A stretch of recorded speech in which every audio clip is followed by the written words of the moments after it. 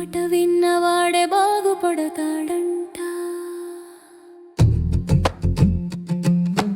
బుద్ధి మాట విన్నవాడే బాగుపడతాడంట.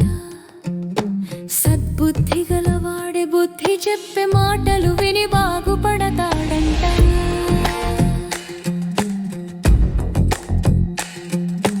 బుద్ధి లేని సద్బుద్ధి లేని వారే బుద్ధి చెప్పే బుద్ధి చెప్పే మాటలు వినక చెడిదరంట.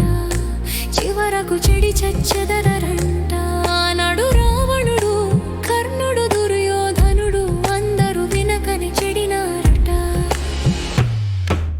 బుద్ధి మాట విన్నవాడే బాగుపడతాడంట.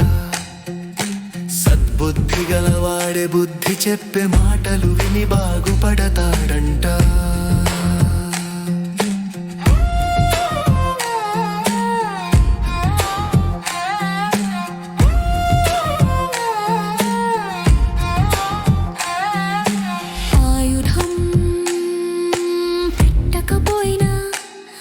పరమాత్మ చెప్పిన మాటలు విన్న అర్జునుడు విజయుడై నిలిచినాడట. ఎంత మంచివాడైనా చెప్పిన మంచి మాటలు వినని వాడు చెడిదేరంట. ఉన్నవారే తరించగలరంట. బుద్ధి మాట విన్నవాడే బాగుపడతాడంట. బుద్ధి గలవాడే బుద్ధి చెప్పే మాటలు విని బాగుపడతాడంట.